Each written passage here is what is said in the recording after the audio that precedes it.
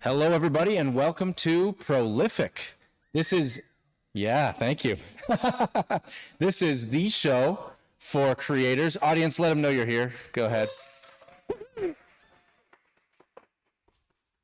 I am super excited to tell you about our wonderful guest who has accomplished a lot in a short period of time, pushes the boundaries, and is doing some incredible things. But before I do that, I need to tell you about our amazing sponsors. Tonight, we're sponsored by two organizations. The first is Tri-Art Manufacturing. Tri-Art Manufacturing is a paint developer, producer, and distributor all over the world, family-run business. They research and develop amazing oil, watercolor, acrylic, gouache, all the paints you could imagine, and then they have many more supplies. They recently moved to a massive new 160,000 square foot facility, which has going to change the game on everything they can provide to artists. So if you're looking for paint supplies, go to Tri-Art's website, triart.ca, tri-art.ca, and you can also look for retailers who, with their store locator, who may be near you, who carry their products. So let's give it up for Tri-Art. Our next sponsor is Kingston Frameworks and Kingston Frameworks Wholesale.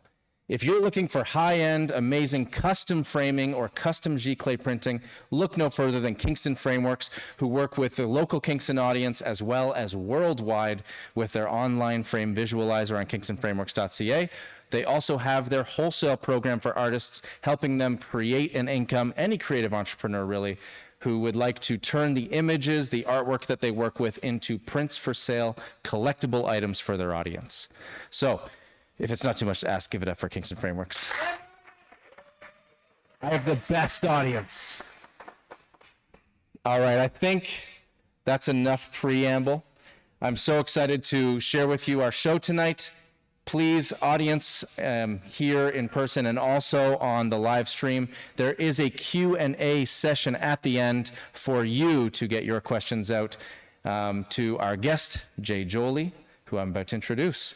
So Joly has had a storied career in film, marketing, and more, music. He'll tell you a little bit about that, but what inspired me to actually start this show was to see the way that he was pushing the boundaries in film in a small town that had no film industry. He's helping to develop one right here. That inspired me as a local Kingstonian who loves film, acting, everything like that. And it was one of the reasons, Jay is one of the reasons, that I wanted to start this show. So it is truly my honor to get him in here, and I'd like you all to give him a very warm welcome. Please and thank you. Good morning, Jay. Thank you very much. Oh, yes, thank you. Can I just make one small? I think we need to do between three palms. I think we have so much symmetry. It's like, And as someone who enjoys the frame, I think. yeah, the palms are between us. Yes. Three palms between two men. Yeah, exactly. The So new I just, show. Yeah. it feels more balanced. It's okay to touch it, I think. It's not going to hurt it. Ron, is it okay to touch plants? They like it, right? As long as you're nice to them. Yeah, as long as you're nice. Yeah. Well, it's great to have you here. Thank you for joining us today. Oh, well, like when you told me you wanted to do this, and, in any big little city like Kingston, it's, it really does start at a grassroots level. So the fact that you took your initiative to put this together and, put a production value to the thing, I think it's great. And I'm happy to support it and do what I can. I appreciate that. Yeah. You coined the term hyperlocal, or I don't know if you coined it officially, but that's a big part of your operation. I'm kind of curious how you'd like to describe that to the audience.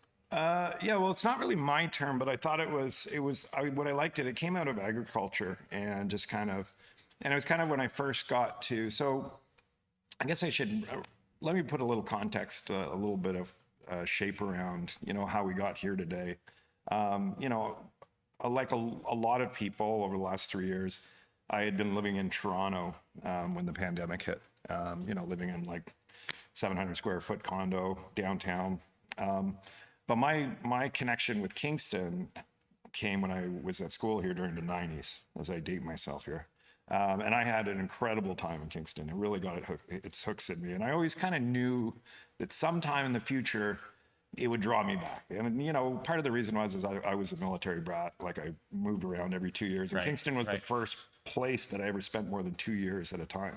So when I went to school, and then that became to what you alluded to earlier, which was, you know, I was going to school, but I was also playing, you know, I would say semi-professionally in a band. We were touring. We got to tour with some really great people, including, you know, the Tragically Hip and folks like that. We got you know, it was really a great experience. And it was around that time that I shot my first, like, I'd always really enjoyed cinema. It was one of those things when you're growing up. You know, my first job was working as an usher in a Canadian, on a Canadian Army base in the former West Germany in Baden-Baden. My first job was at a movie theater. And I'd always, and when you move around a lot, why I'm a child of cinema still to this day is because what I loved about the movie theater experience is no matter where you went in the world, it never changed. You were always kind of home. It was always felt the same. Absolutely. And that's kind of what I enjoy about, you know, where all this comes from. But yeah, so, you know, and I'm making my first short film, you know, and a lot of the story of Branded to Film, which, you know, is what you kind of discussed earlier, really comes from my life experience and my story and pain points in my life that now I want to help other people, especially younger people, solve here in Kingston, which is... What were some of those pain points? Well, one of the things is I didn't necessarily want to leave Kingston, but I really got the film bug. I literally shot my first short film here in Kingston on 35 millimeter on celluloid. But I realized to continue my career, and that would have been 1998, you had to move to Toronto or Montreal or Vancouver. Right. But the key is that creative industry wasn't here. So, and still to this day, like when I moved back here, it still wasn't really here. You know, kids still, there was youth, I shouldn't say kids, or people that just have, that want to be in that industry or have transferable skills to glom onto that industry. It really, you know, the kind of business that you were seeing here from film really was what I call location exploitation in a certain way, which is a great business. You know, people come here because they want to shoot in the prison or they want to shoot particular. We've got certain iconic locations that people can utilize. Yeah, that are very unique to our city.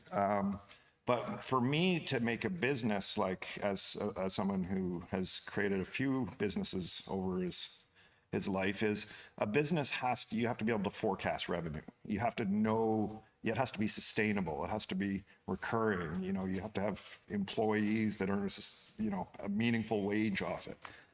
These are all the things that make it important. So I realized there was an opportunity, and Kingston's very unique. Like, you know, like, I think it's one of the most uniquely positioned cities in North America, big little cities. Like it does feel like it could be the Austin of Canada, if anybody who's familiar with Austin in terms of its cultural scene, in terms of the fact of, you know, it's an institutional town, but it has this incredible flavor to it. And Austin, Texas? Yeah. Like, really? Okay. Well, when you think about it, 33% of Canadians live within 2.5 hours of Kingston. Right. It's very... Yeah, you got Toronto, you got Montreal, Ottawa. Yeah. And then even below that, you got New York, which is massive population. So we're very central. Yeah, and we built an incredible nighttime economy here. We've always punched above our weight when it comes to like music. You know, the food scene is incredible. And I think, but we aren't like we're a very unique, you know, people. We're a very unique kind of culture, a very unique sensibility. Like I would describe, we're not Toronto, we're not Montreal, we're not Ottawa. You know, if anything, we're kind of like the New Zealand of Ontario. We have our own shit going on. Okay. You know, we don't. Does that mean like we could start doing the haka or something like that? Well, we could. Maybe we can come up with our own dance. We could. Yeah. The limestone. Yeah. But it has, because, and you know, even when I had a friend, a producer friend, who does a lot of stuff in Latin America. He was in town yesterday, and you know, seeing this was the first time he was in Kingston, and I've had this experience a few times, especially for people in my industry, in film and television, when they come here, because a lot of people, especially even in Ontario, a lot of people actually haven't really been to Kingston. They've driven past it, you know, and there is no, you know, I'll say this pleasantly, but there really isn't a pretty way to drive into Kingston. But if you can find your way past the Golden Arches at the 401, and you can find your way down, you know, past Division and Princess, all of a sudden it's like, what is this place? Yeah. It's like, it's very different from the other stops along the 401. It has it's the mouth of the Thousand Islands. It's a very exotic place. While we're on the topic of just what makes Kingston an interesting place to start a film industry, which we didn't really do a whole lot of service to really what Branded to Film is yet. Oh, sure. But one of the things that makes Kingston very interesting is all of the different locations that you have available to you. Like 10 minutes, you're in the country. You've got all these historical buildings. You've got great spaces like the one we're shooting in now where you shot your first movie. So why don't we dive a little bit into what Branded to Film's mission is right now and where you're taking this company that's building the industry right here?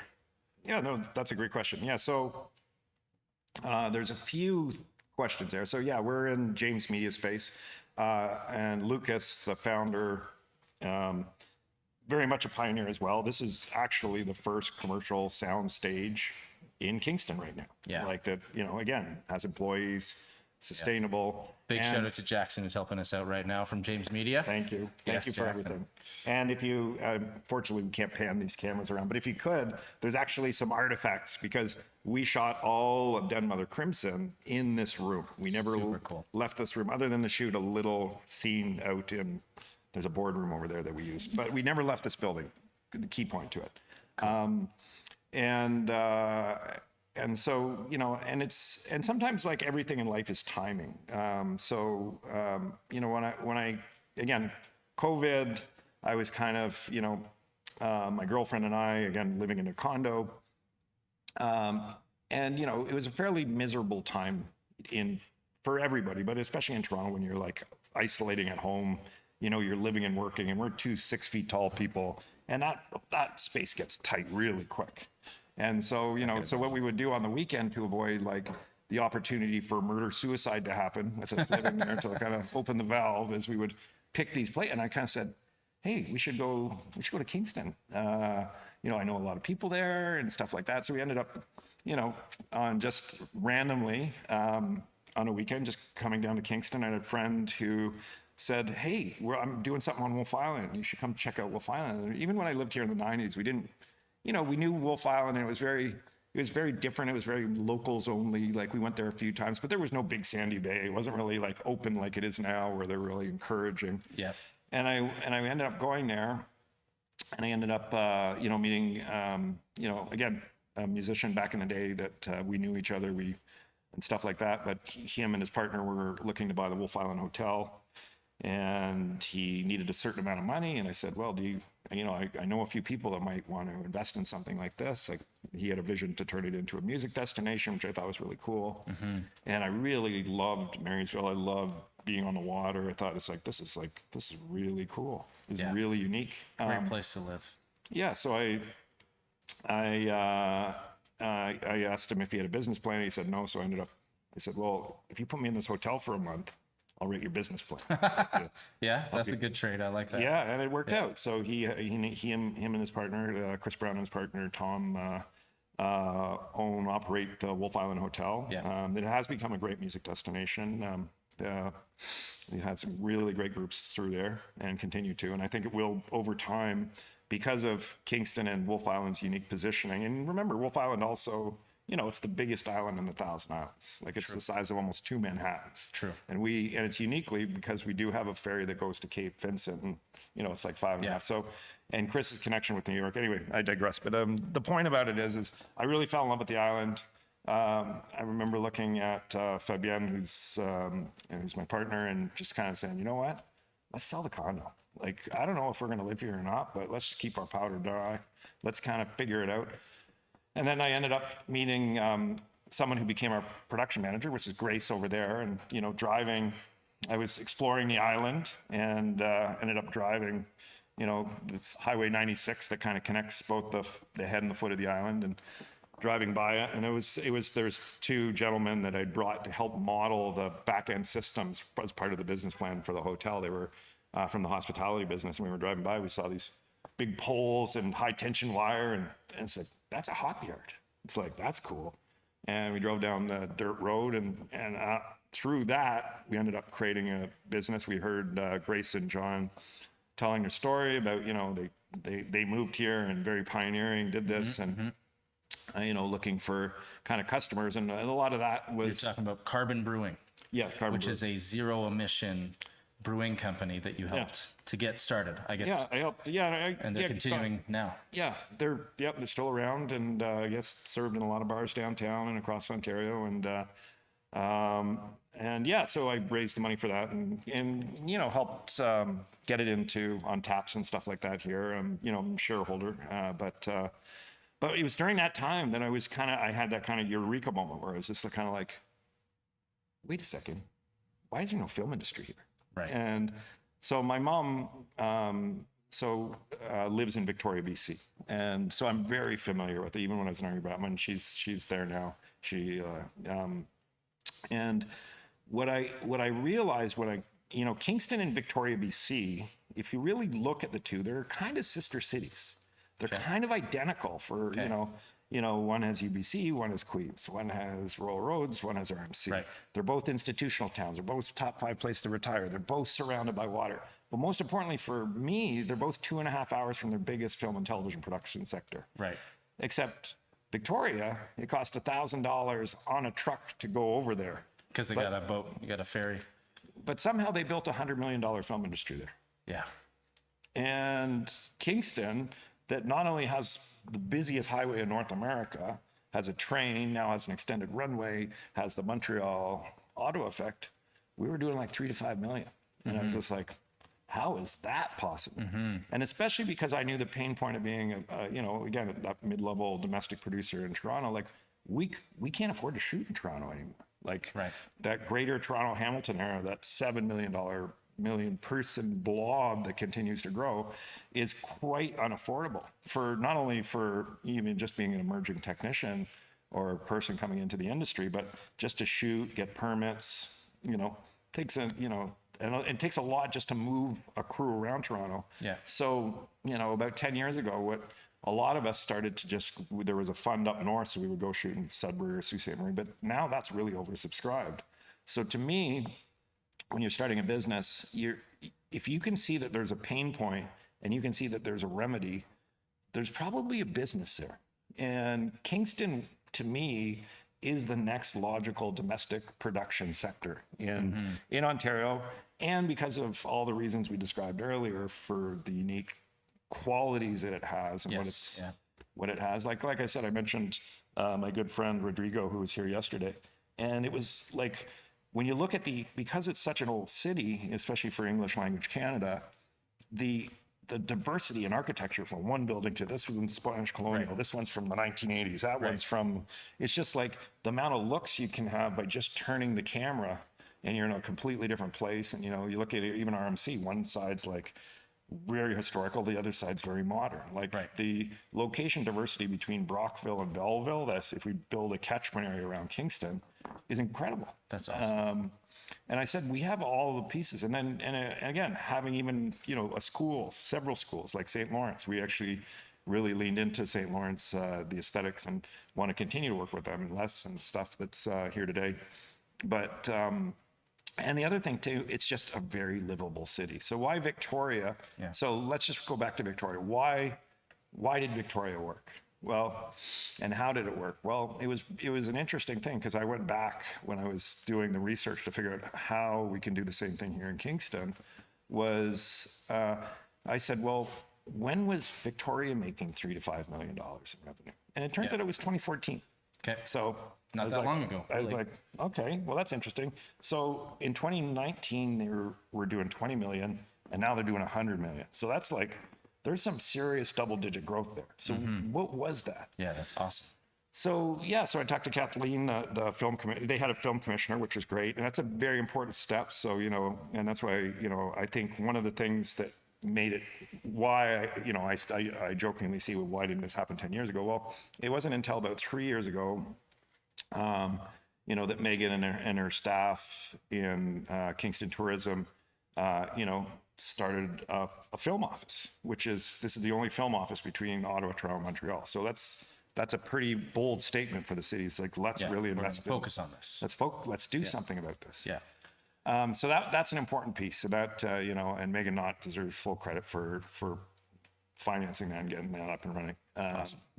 And now that's making someone who works within the city, or someone who just like she's the head of tourism. She's Head of tourism. and she's done a lot now. It's like both film and music as of now has become like a priority sector for us, which is great. I love to hear it, because really we have a talent per capita in this area that's pretty probably one of the best. Yeah, and I'm really a big supporter of a wonderful festival that was started last year called Spring Reverb. This is the second year. We've doubled it year over year, and as an advisor and someone who helps bring the industry in, like, I really do think that this can be a South by Southwest style where we just light up like Princess from the hub all the way to the Wolf Island Hotel with dozens of bands every night. That's like awesome. I really do think in 10 years we can be drawing 15 to 20,000 people to the city at this kind of critical point between, before the tourists come and convocation and all that stuff. It's a really great. So, and music's in my DNA, so I'm always going to be that guy. I feel you there. Yeah. So yeah, anyway, going back, sorry about that. So going back to It's okay. We can go as many train rides as we want to. Yeah. And feel free to cut me off too. It can be a little- You're doing great. So when I looked at Victoria, so I said, well, how did they go from 3 to 5, which is kind of us to this? Yeah. And it turned out it was actually very simple and totally logical. It was an individual. He was a producer in Vancouver.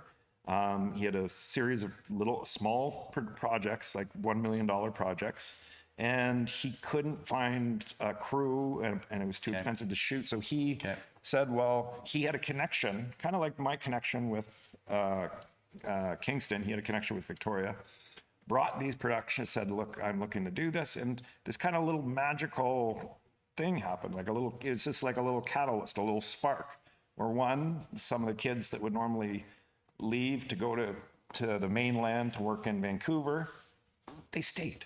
They said, there's people with I have opportunity here. Yeah. So there was people in the trades, hair, makeup, carpentry, that had always been interested, that kind of glommed onto it, those transferable skills. But the third thing was there was a bunch of technicians, high-skilled technicians in Vancouver.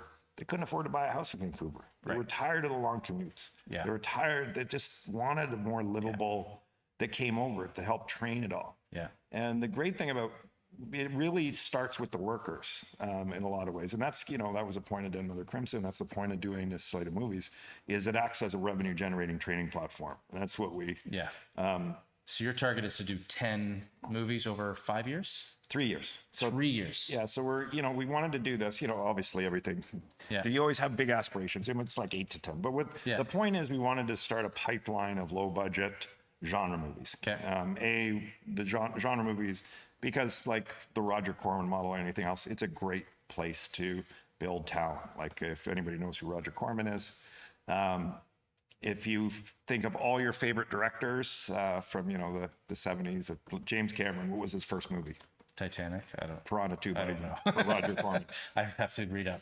What was Martin Scorsese's first movie? I don't know. Boxcar Bertha for Roger Corman. Right. What was Francis Ford Coppola's first movie? Dementia 13 Godfather, for Roger obviously. Corman. You just started with the best. Yeah. But what I'm saying is genre is always, like I always tell young filmmakers, make sure your first movie is a genre movie that makes some money, and then you can make movies for the rest of your life. That's cool. So genre movies is great. And it also teaches people real cinema, because you have to do like could be blood squibs or action or stuff where you have to do magical movie making. What I appreciate with all of this is the ambitious strategic thinking that's gone into everything. It's like, yes, these are lofty targets, but also we're doing all of these things very intentionally, right? The movie choices, the choice to shoot hyper local, bringing in lots of local talent, giving those people experience so that they're better and better, more productive on set. To me, that all says you're basically building an ecosystem from scratch. It's like you've got an aquarium that's Kingston, and you're just putting in all the right things in order to get it to grow. Now, you're not doing this alone. You're doing this with a lot of support through community building, through financing. So I think a lot of that stuff mystifies people. I think when they hear $100 million budget, first of all, they're thinking, whoa, like that's crazy. That's so much money. In the film industry, it's not even necessarily a huge drop in the bucket, but all of that comes back to like the financing, the producing, all of those sides. So what has been your approach? You know, it's one thing to have a vision, but how have you gotten people to believe in this, to join in? What's been the way that you've actually brought the people on board? Well, another good question. I think some of it, luck and timing. I think Kingston was right for the idea. Sure. So maybe if I came here,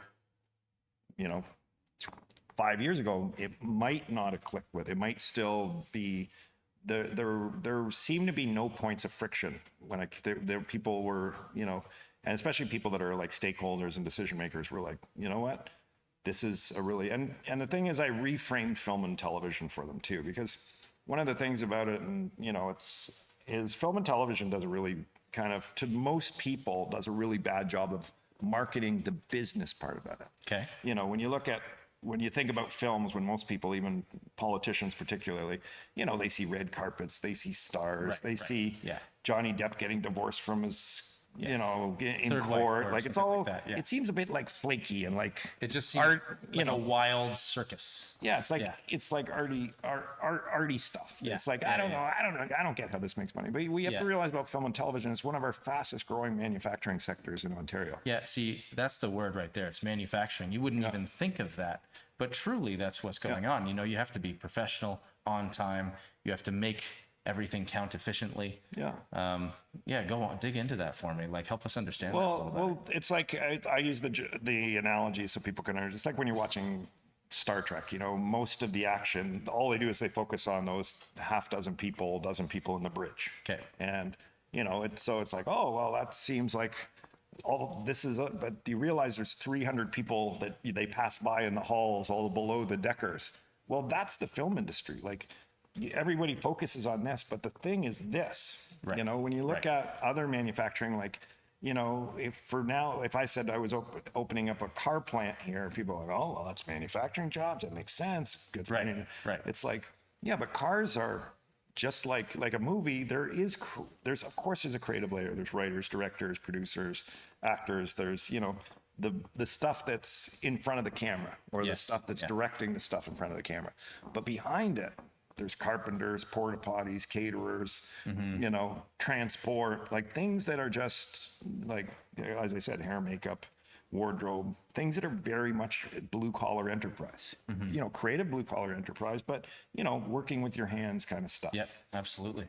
So, when you look at a car, and you imagine like a place like Oshawa, well, you got to realize there was a lot of artists that designed that car. They designed the interior, designed the seat, they designed that hubcap, they designed the shape of the body, they designed those colors, that color scheme. But what when we think about cars, we think about, those, at its peak was those 20, 30,000 auto workers in Oshawa churning out $5 billion in GDP every year for the province. And film is it will be a $5 billion business by 2028 here in Ontario. This was obviously a bad year because of the strike and stuff like that. And there's, so there's a little bit of correction that's going to happen there. But I'm just saying, but it is a double-digit growth kind of industry. Kingston and Canada in particular, we have a very aggressive, our exchange rate's not going to change anytime soon. We have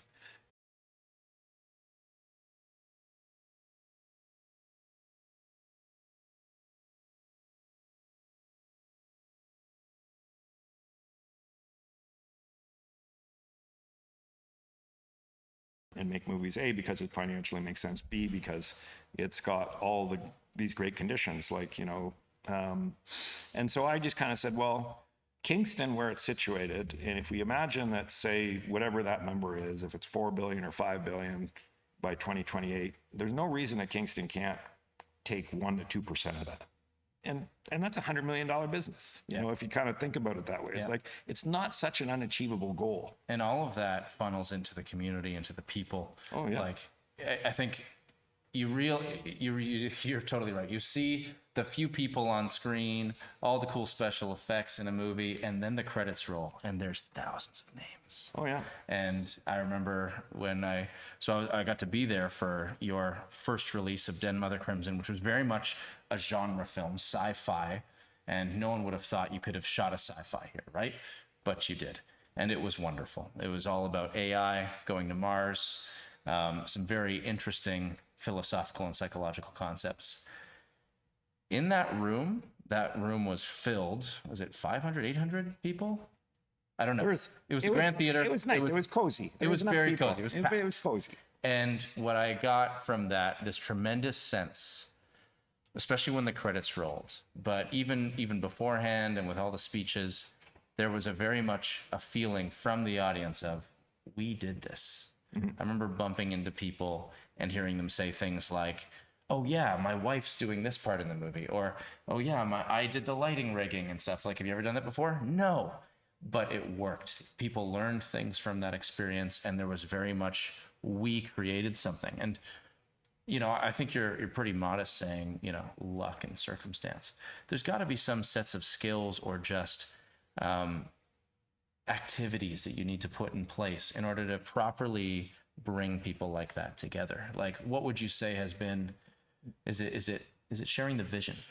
What is it that has brought people behind the whole initiative?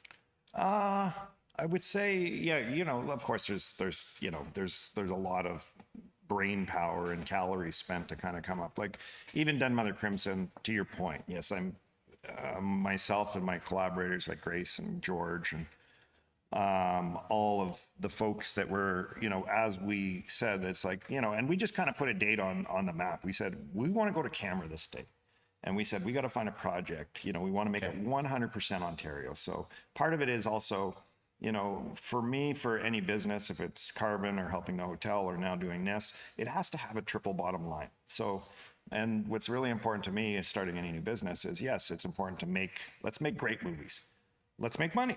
Nothing wrong with that. But how are we giving back? And that's the most important. That's one of the big chunks. It's like, well, if we can change the reality for the kids in the city and people who've always wanted to work in the city, that they can actually stay in the place they were born and work in an industry like this, that's going to be pretty cool. And most of the investors have put some seed money in, some of those, you know, cultural and business leaders, that was one of their main things. It's like, okay, well, this has meaning to it. It's not just, yeah, we're going to make movies and that's kind of cool.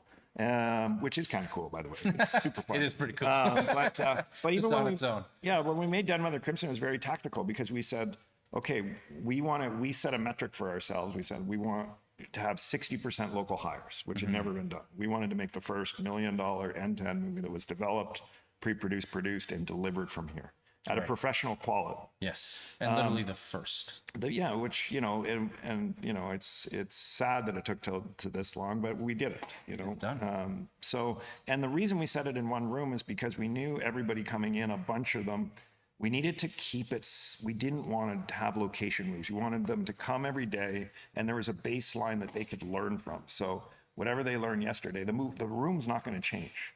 And so every day they're learning within a static environment. There's the same amount of actors, there's the same amount of this. So the challenge was for us to come up with a compelling project that we could actually sell. And, you know, so we spent a lot of time on developing the script and stuff to get it to a practical point of view. Then, you know, nobody outside of Kingston's going to give a shit about. And why did they do it? You know, they could have gone outside the room. It's got like a more broad appeal. Yeah. Right? So by the end of it, people became, their skill level every day was working and professionally developing themselves and not in triage, running across town, trying to understand this new location, trying to understand different actors and trying to get new costumes. It's like the costume didn't change, this didn't change. Right. Let's keep this. Basically the movie happens in real time. And so that was absolutely tactical. And the next movie that we're planning and we're looking to go to camera, you know, at the end of this year, we've just said, okay, now we're going to take it out of the studio. Now we're going to take it on location, but we're only going to do 3 locations. Right. So keep it simple. Just grow from there. Yeah. And so it's just kind of like, again, just baby steps.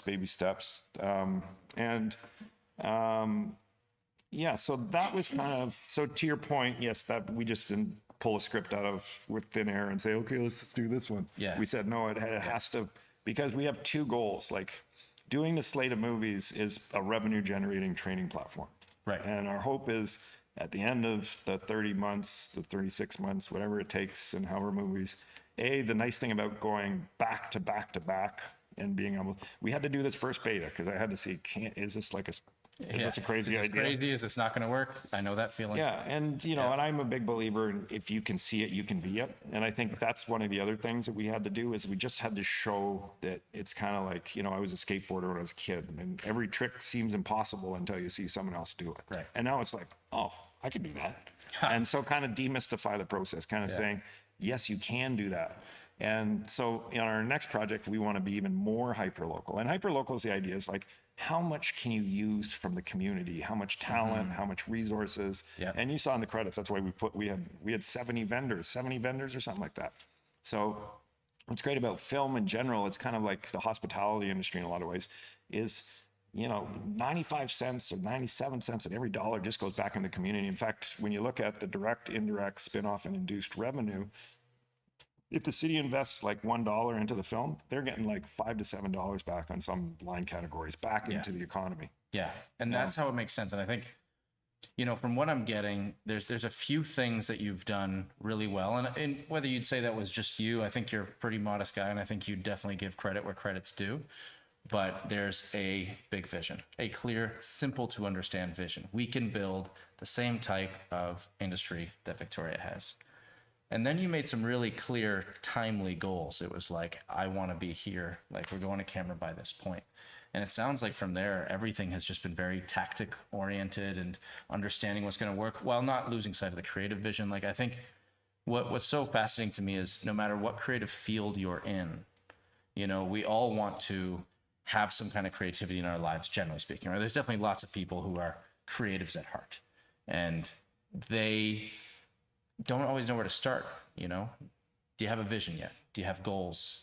Have you thought through the ways to get started and to start small, like you guys did with your first shooting in one room, basically, and then you're moving on to a few more locations? Like, I just love how it seems obvious in a way when you hear it in retrospect, but for a lot of people, they're very mystified, I think, when they're trying to get their feet wet in a creative career. And I think the other thing, could you tell me, have you been just going to every group that would listen, or is there very certain people that you already knew would want to get on board? Like, you definitely had some relationships probably in place from previous parts of your career, which is great. Like, getting people to help out and to want to buy into a vision isn't always easy, but you've definitely succeeded in that. So is there any steps that sort of worked for you? Is it just lots of industry contacts, or? Well, what was important for me for this company, yes, I've got a lot of, like, I've worked, I've shot movies in, Toronto, this movie, Wolf Cop, the movie I produced. I so badly want to ask you about Wolf Cop. But this was an example. This taught me a lot about hyperlocal, and like we shot it in Saskatchewan and Regina, where there was no tax credits at the time. But it showed, what I saw was how much, even without tax credits, is the passion of local people working on their own IP, intellectual property, their own shit, basically, and how that inspires people and how they all kind of lift each other up creatively and say, well, wow, look at that creature makeup you did. Well, look at the costume you did, and look at the car that you just modified. And you could see the pride. And then when the movie was released and they put it, we had a deal with Cineplex, people filled the cinema in not only Saskatoon, but they played for 3 weeks there. And then you realize hyperlocal's great, like you saw at the Grand Theater, is because if you can't play your movie for the town you live in and for them to love it, you don't actually have a business model. If you can start here, if I could make a movie, or we could make movies where we know that we have this baseline of fandom in our own town, and people who work on it, or people who heard about it, or people that just want to see what their friends and neighbors did on it, and get a sense of it before. And our big thing is in Kingston, we always want to show, like the one you saw at the Kingston Canadian Film Festival was it wasn't the finished movie. Like it was like 60, but we wanted to, declare victory early and often. Just like, let's show what we're doing. Let's get people excited. Yeah. Keep it transparent. Keep it moving. Keep it moving. Yeah. Like, don't keep it a secret. Like, just tell people about what we're doing. Show people what we're doing. And but those simple actions of getting people together, and then serendipity happens. Like, because you never know what, if, people are like, Who's going to come out of the woodwork? well, who's gonna, or if, even if, I'm always amazed a movie works at all. Like when I get in the editing, I'm like, what is this? This is never gonna work. And you look at the shots and you're like, oh my God. And then you start putting music, but then you realize it's artists who feel the same way about a canvas suddenly becoming something. yeah. Well, and it's kind of because film is, I don't personally, yes, there's artistic qualities to film, but I don't look at like film like an art. I look at it like a craft, and it's a bunch of master crafts people coming around to create common, like it's kind of very, in a way, very militaristic. It's very much like going to battle. Like we've got a certain amount of shots we got to get off every day, and we know that the sun goes down at this time. So it's like, so we're all working in unison at a cadence, like almost like, a really good watch. It kind of all works together to get to that next beat. And so when a movie, when you're actually, because you're sitting there and you're really not, and we had I sent it to Fantasia Frontière, which is it's out of Montreal, and they're one of the great genre festivals, and they saw the first, they saw this rough cut that we'd shown at KCFF, and we ended up getting invited to present in Cannes, which was so it's like, oh, okay, maybe we can compete. Maybe we can actually make quality movies that people are, that can compete at an international level. So that validated the model, like that, just that act of doing and being recognized and saying, oh, wait a second. And it's not just validation, but I think it's validation that we have everything we need in the city to be a great film and television hub, to be that next great hub. Yeah. And it's not real until, I mean, it's real, you're doing it, but then you don't know how it's going to be received at that point.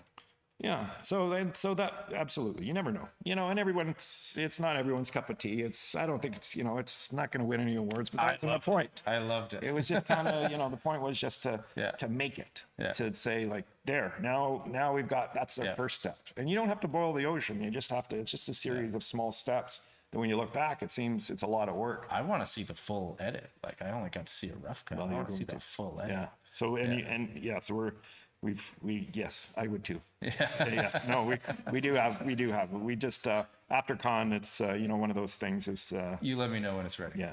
Well, wonderful stuff. I mean, really, I just want to draw out one thing you were touching on that I think is so important. I mean, there are a lot of creative pursuits in life and creative folks who need to get on board with the concept of being productive in their creative pursuit. Like it's not about waiting for inspiration to strike necessarily. And I think it really shows. You were saying it's not an art, it's a craft. It's militaristic. It's, there's a certain element of you just get up and go to work every day. And it can be hard when you're on your own. Let's say you're an artist in a studio or a musician with your guitar or something like that. But you can't get away with that in film too well, I don't think. Or you're definitely never going to get to the visions that you want to achieve that way. And I just love that basically we can take that lesson no matter what the art, no matter what the craft is in your creative field, and say, okay, what am I going to do to get in the studio today? What am I going to do to push this project forward today? No matter how you're feeling, anything like that. I'd love to. I think we're probably closing in on time right now. Perfect. Would you tell us about Wolf Cop? Well, Wolf Cop, as far as I know, is a cult following film. Yeah. It's Jay Joly and his team's behind it. It was a company in Vancouver, and so part of my life is I've always, because of the the kindness that I experienced in music, especially being able to tour with bands when we were at the time in Kingston, we were like nobody knew who we were. We were a little 3-piece band called the Van Allen Belt, and Johnny from the Hip just saw us playing in this little bar. I think it was a Queen's Head at the time, I can't remember, but said, hey, you're good enough to play with us. And kind of, and so part of my when you look at the stuff I've done, like so in Vancouver I had a company called the Coup Company that's and we did it was a digital agency, but we did a lot of really, one of the things that I'm most proud of is we developed this platform called Story Hive, where we TELUS had this fund of money and they didn't know how to deploy it, so we figured out how to put together a platform filmmakers from Alberta and BC could apply. They did some videos, and to date, I think it's over $10 million has been deployed to first-time filmmakers. It's started a whole bunch of careers. It's had a meaningful impact Creates culture. and changed people's lives. And I think being able to facilitate that, and then we've done another one with TELUS that was so successful, and this one's still, again, stories for caregivers, where we give filmmakers money to tell stories about the people that are affected when your loved one gets really, really sick, because often that's like a hand grenade that goes off in your life. And a lot of people as caregivers don't get a lot of, so it helps kind of tell stories about how caregivers coped when, their spouse developed cancer and these really heavy things. But we did it through media, but also it helped tell stories through a visual medium. And then through that, I realized there was an opportunity. I realized across Canada, there was probably all these filmmakers in all these places that were, not in Toronto or not in Vancouver, or not in Montreal, the flyover part of the country, kind of like the drive-by part of the 401 that we find ourselves in. And I said, well, I think there's a way that we can surface, let's try and find that next great filmmaker in Canada. And this would have been like 2013, 2014, so a little while ago. And kind of came up with a concept based on the learnings that we had been doing. And, I also designed craft hockey wheel back in the day, that, seeing that on Wolf Island, I designed it the year after they did the Wolf Island got their arena, which was fun. But it was, so we partnered with Cineplex. We put up $1 million to find that next great filmmaker. And the thing is, all they had to do was come to our platform. And every week we would give them a little mission that they would have to answer with like a 1-minute video, and they'd have to get their friends to kind of like share and this and all this kind of stuff. And see which one gets the support. Yeah. And then so, we started like 100 plus people applied the first year. And then we would whittle that down to the top 10. Those 10, we would option their picture. And then the top 5, we would bring to the Banff World Media Festival. On stage. They would pitch live in front of industry decision makers, including myself. And one of them would get that. We would do that deal flow right on stage. So, and this project out of Saskatchewan, Wolf Cop, like they had, from our platform, we could see they had fans in South Africa. They had blogs being written in Japan. Like they had really not only gone, and their community was like, they were like, people in the community were putting billboards up, because every 2 weeks we'd have a voting round where you get like, people would have to vote to say who gets to stay in, and it slowly called down. So there was a gamified aspect to it. Definitely. But out of that, like we found Wolf Cop, and it kind of became a global hit. We made a second one, we made action figures, we made this. And what it told me was, then we did another one. We did one called Comedy Coup for the CBC, where we were looking for kind of that next Kids in the Hall. We did a pilot for them. And but what all of those things informed me was, there is something to be said about, to democratize things that normally had gatekeepers, to find new disruptive ways to get voices heard in places that you wouldn't think even have a film industry, right? Or you don't think of, because we're so, especially if you're in English language Canada, Toronto, it's like, if you dropped a bomb at one place in Toronto, you would take out most of English language media, like it's all within a kilometer. Like, right, it's very compressed. There's a lot that's there. It's not saying that there's not stuff spread out, but not at there's very few places in the world where, even in the States, you got New York, you got, LA, now you got Georgia. It's kind of like the hub spread effect, out. I guess, right? Like Silicon Valley. Yeah. There's that whole proximity effect, but it doesn't have to be that way. Well, today with the internet, like we've blown up the gates in so many ways. Well, yeah. Well, one of the anyone can just start a show. Yeah. Well, when I moved from, so I mentioned, I'm at that age. So when I started in the business, and my first film was shot on celluloid, and one of the reasons you had to go to Toronto in like '99 is because we were still shooting on film. So that's where the labs were. So there was actually a technical necessity, because of film, as you know, it's 24 frames, it's thousands of feet. think that's how they're advertising Oppenheimer right now. It's like 11 kilometers of film, Right. 600 pounds. Right, It's like, right. all right. Just stupid human feats of, Yeah, of excess. Oh no, but if you ever impressive. if you ever worked in a movie theater when it was cellular, it was like cans. They were heavy, like it weighs a lot.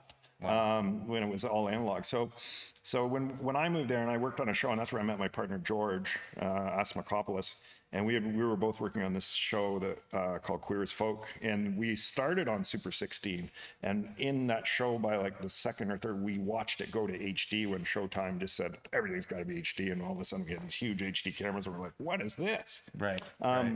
So to your point, like technology has changed so much that there's no reason that Kingston has no excuse. There's no barriers. Like, look at this place. Like, look at all the technology around us. Like, those cameras are more sophisticated than a 16mm camera, and the image quality is much better. Right. And now you have like an editing system that comes with your computing. Like when I started, like even a nonlinear editing, like back in those, that was like 200 grand to get one of those. Like back in the the early aughts. It wasn't a cheap enterprise. So, and what you're seeing now is even faster. Like, and that's where I really think that Kingston has an advantage, because I don't necessarily believe, especially when you look at stuff like generative AI, you look at stuff like virtual production, you look at these very sophisticated, affordable tools.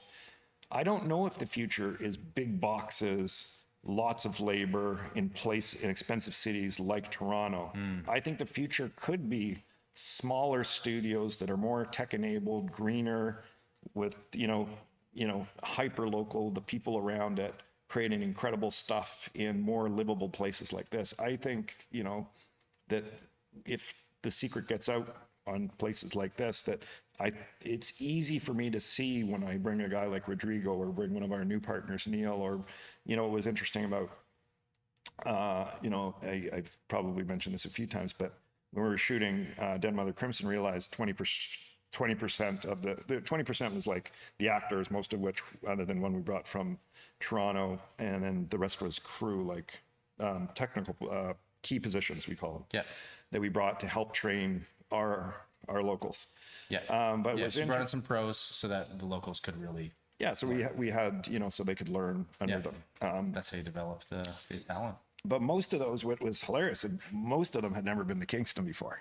So, and because we were shooting out here in West Kingston, that's very, this looks like a lot of places in Ontario, a lot of suburbs kind of thing. So they came here, and we were, we had them, and we used hotels very close to here so we could run them back and forth, especially the actors, so they could have literally their room was their hotel that was just up the road. Cool. But when they came here, like anybody that comes to a new city, the first night they would go like, "Is there any good place to eat in this town?" And I'd be like, "Yeah, man." And I'd open up my hand and I'd send them down to the water. And then the next day they'd be like, "How much are houses here?" Because there is something, because there is a superpower, and you kind of have to come here, and you kind of have to. Like you realize when you're down, and I think there's more like restaurants per capita than any city in Ontario. That's us. That's the city. So it's just like, oh my God, you got a food scene, you got a music scene. It's this beautiful architecture. You're on the water. Like I couldn't be happier. Like where I'm on Wolf Island, it's like I get to look out over Confederation Basin every night. Really good custom framer. Yes. Well, and I gotta. We need to talk. We can talk. Yeah. Listen, did I nail it all? You nailed it all. Okay. It has been wonderful. Should we go to Q&A? It's your show, man. All right, let's do it. I'm just a guest. Yeah. Well, thank you so much for telling me your story. Okay. Let's give him a round of applause for that. Thank you. Awesome. Does anybody have anything? I don't know if anything's popped up on the chat. You can let me know there, Jackson. Does anyone have any questions that they'd like to submit to Jay? You can speak. It will pick you up. You don't have to get on camera or anything. But if you have any questions, feel free. This is the time. It could be for either of us. Just creative process, story, curiosity. And if no worries. No pressure at all. When's the next? That's very, So we have a few projects, but there's one that we really are excited about. So George is breaking it down. George Asmakopoulos, who's one of the co-founders. And yeah, this one's a very different, it's more akin to this. It's a very, it is a horror movie, so I will say that. It is a kind of a twist on a kind of a cabin in the woods movie. It's very loud. It's going to be very rock and roll, which I kind of like. It's got a very strong music presence, and what we're looking to do with this one, the metrics we've set is we want to get up to like 70-80% local.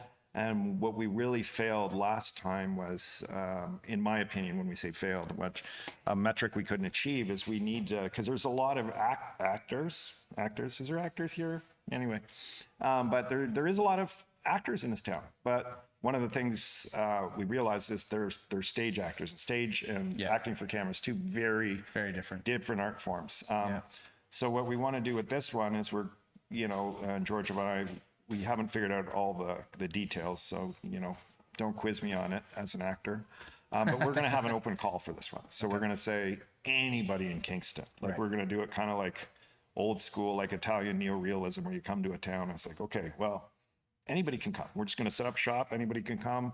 We're obviously going to go. We're going to find.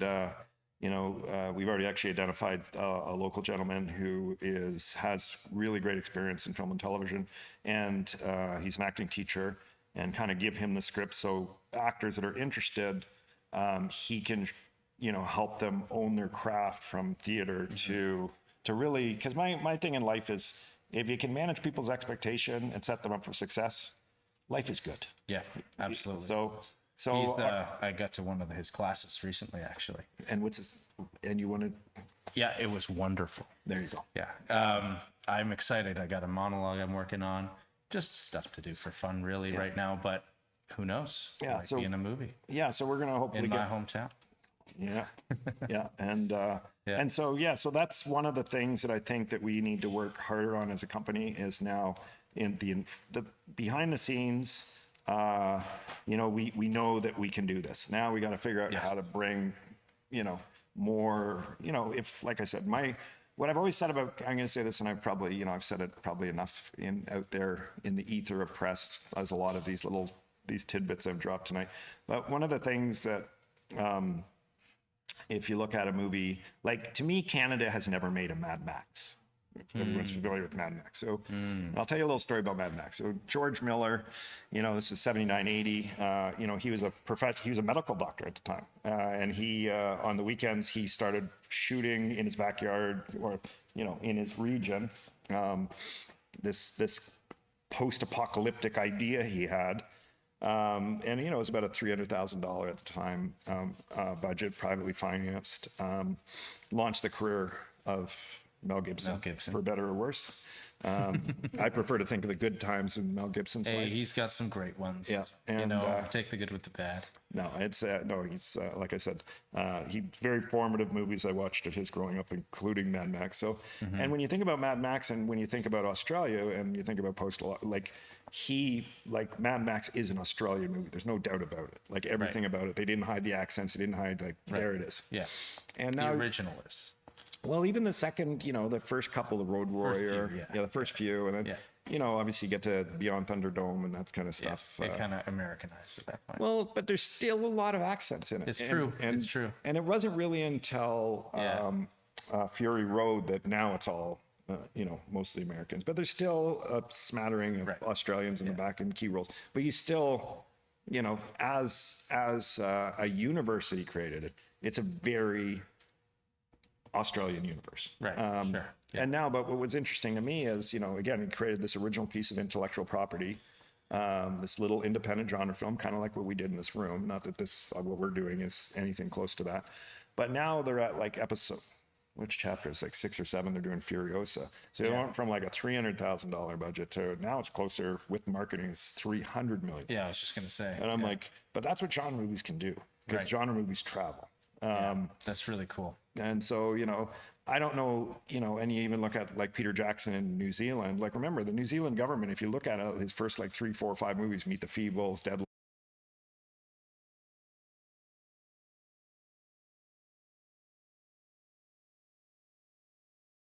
doing was the foundation for Weta that would go on to make the Lord of the Rings and create this massive industry there. Wow. So when people kind of like, and one of my issues with Canada, and especially, how our cultural funding is, we've really lost sight of the importance of, of genre, of how, when you look at even the tax shelter era in Canada, which was this really short period where Canada allowed private investors to invest in Canadian films, where you could write off 100% of your investment. And sure, it opened up there was people that took advantage of it. But in that short period between like 1974 and like early 80s, like it wasn't even a decade until they got rid of it.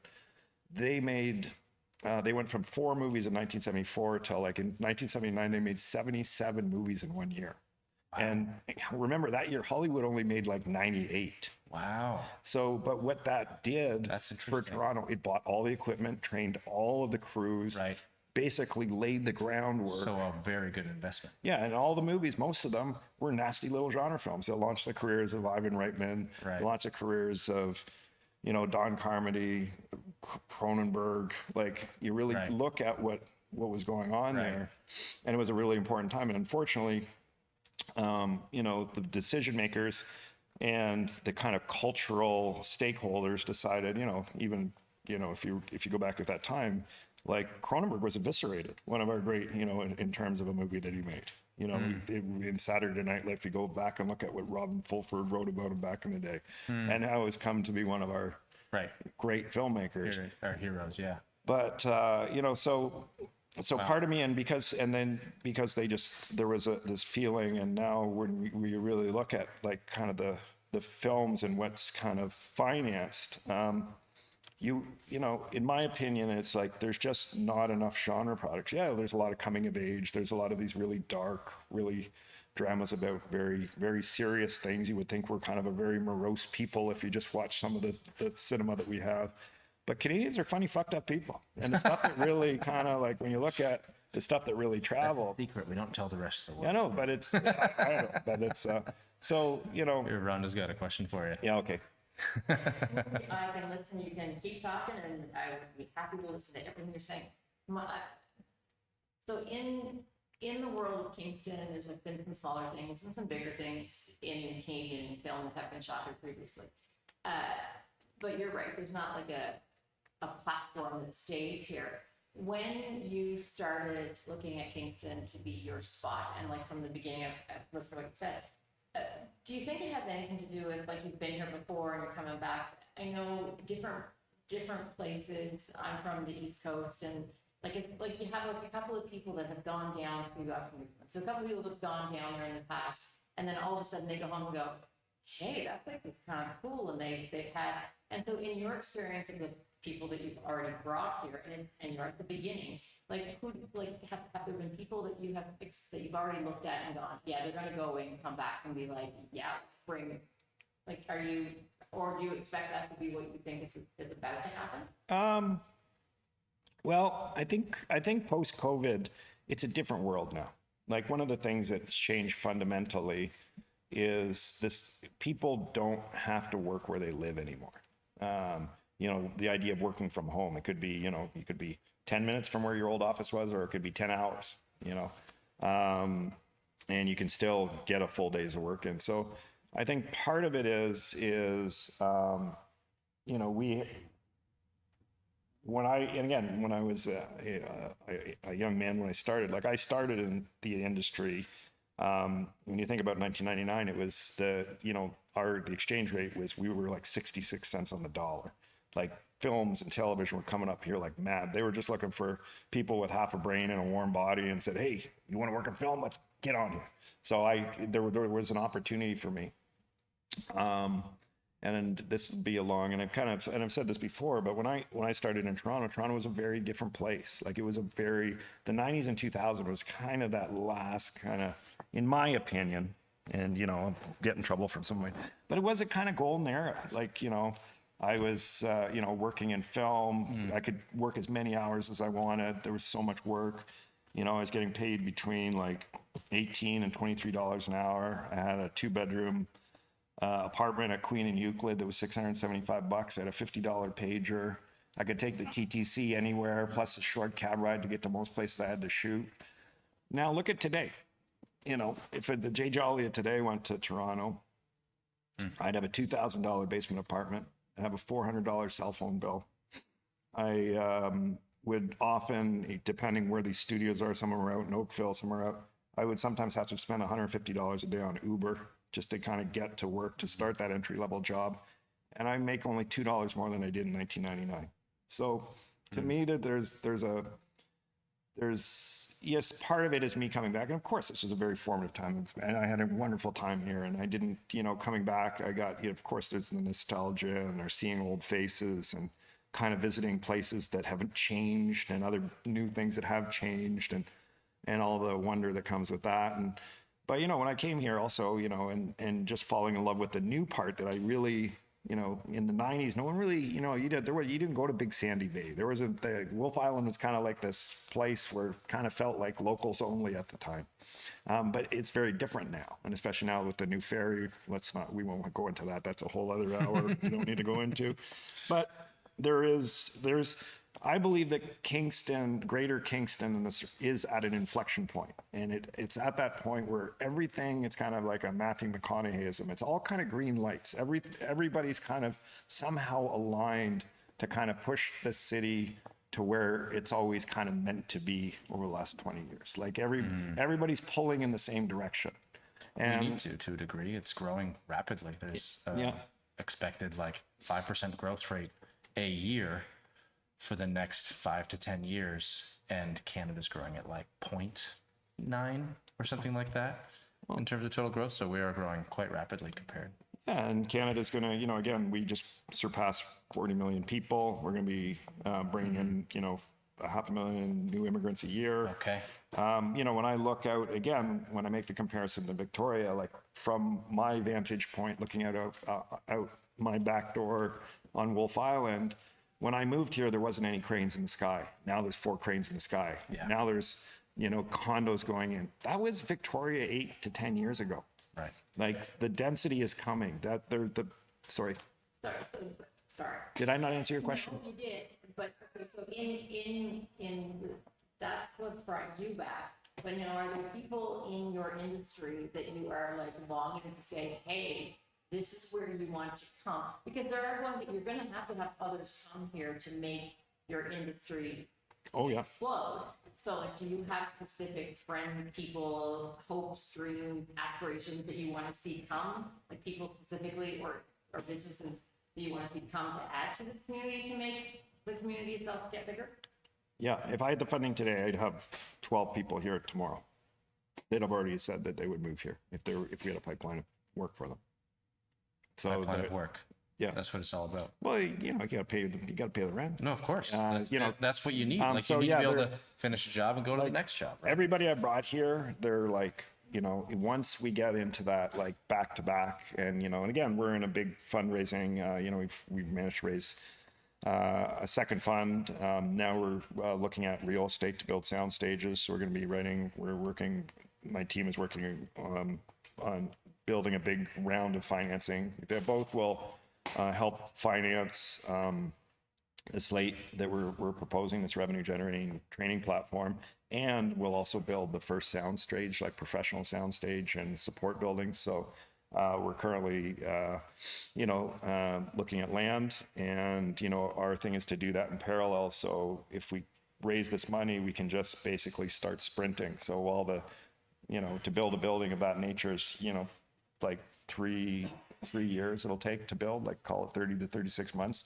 But in that time, in parallel, we're going to build 2 crews in every category. So the day that opens, we will be in a great position to now start onboarding more and more. And what's great about once you start that, you know, it's not necessarily where productions, if it's a service production or we're domestic producers, 3 years is a really interesting for where we are now, because 3 years also represents not only for us to become like almost like a full stack. That means everything. You can come here full stack. It's 100% local.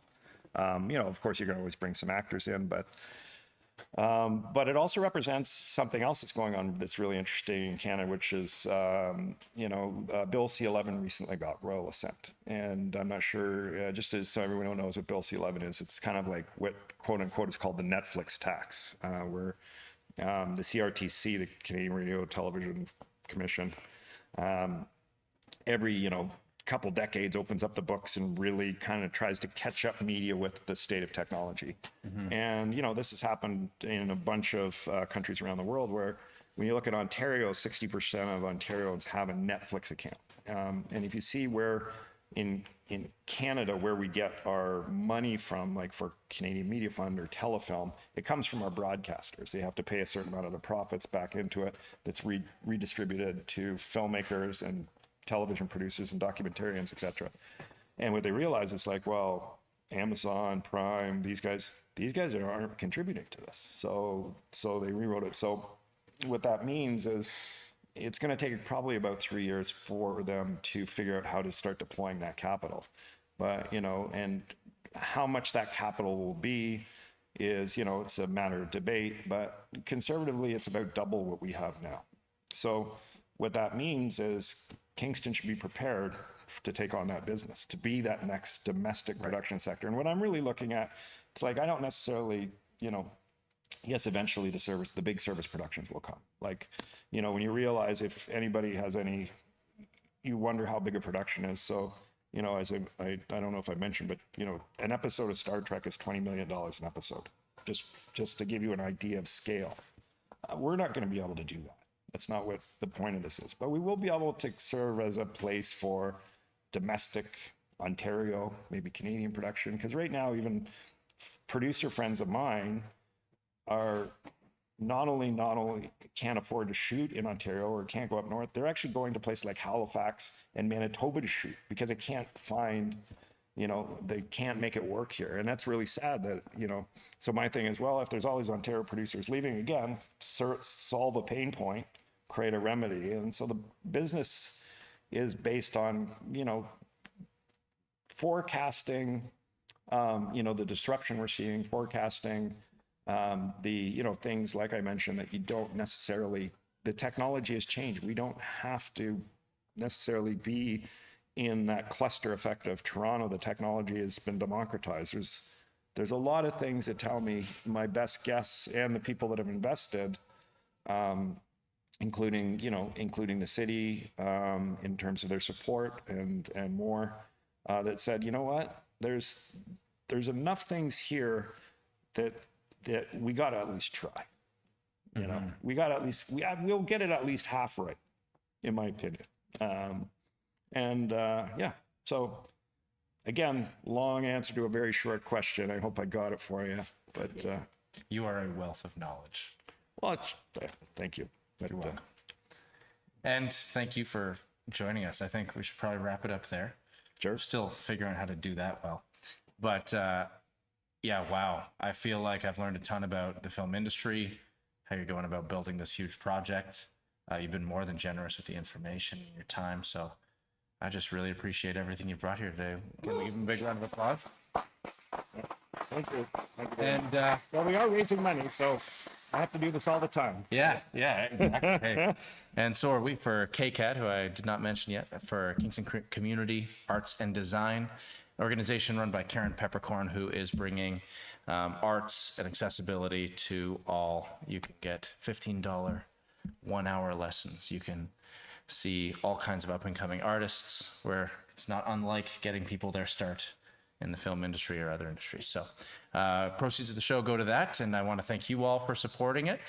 Our next show, August 17th, we have a very exciting guest that I will not yet firmly announce, but we have a very exciting guest, and it's going to be a wonderful show. Just got to make sure it all lines up. At 5 p.m. on Thursday, August 17th. Until that time, be bold, be creative, be prolific. Thank you very much. All right. Thank you, sir. Great stuff, man.